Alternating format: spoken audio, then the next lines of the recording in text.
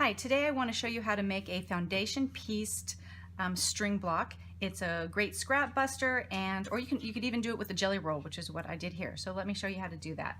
First of all, you need a piece of paper, and this is cut just to 8.5 by 8.5 purely because paper is 8.5 inches wide, and I wanted to just make it into a square. So the next thing you want to do is take a piece of white. This helps it give it a little bit of a lattice look and keeps it from being too crazy. So I want to center this, so I just fold it to find the center of these, each end of this, and my strip is 1 1/4 inch wide, so it'll be 3/4 when we're done. I take the center and I line it up with the corner there, and I take the center and I line it up there, and that's how I get my centerpiece. Okay, so we're at my machine here, and this is what my light normally looks like. I have terrible light in my sewing space, and so this is what it looks like now, but I've got this awesome Daylight Slimline Floor lamp, and with the touch of a button, magically it looks like this, and I can see. So the first thing I'm going to do is take a long piece that's longer than my square here, and I'm just going to lay it on top and put it under here, and then just sew basically as fast as I can.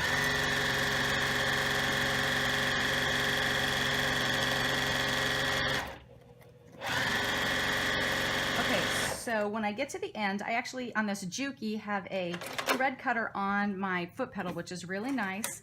And then I just cut off this extra and fold this over.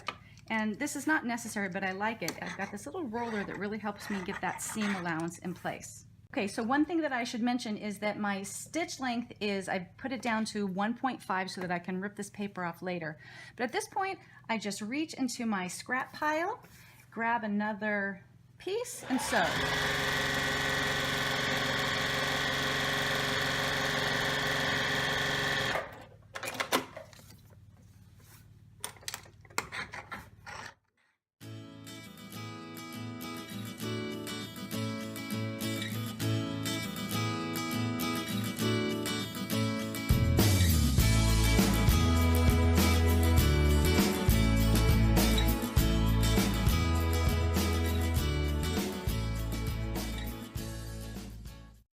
Also, one thing I didn't mention is that I have a 1/4 inch foot on here with a little guide, which makes this super easy because I just put it right along the side, and it makes it so easy to go really fast. And the thread cutter on the pedal is really nice too.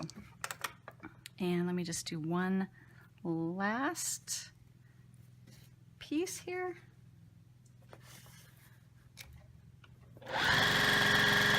This is what it looks like when you're done. I've given this a quick press, so then you just flip it over, and this is just scratch paper that I've used, and then you just trim it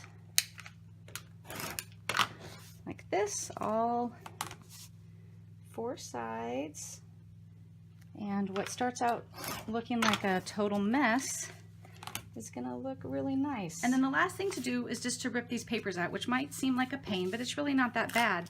If you've set your seam allowance to 1.5, they rip out really easy, and it's just something that I can sit and do while I'm watching TV, and that is all there is to it.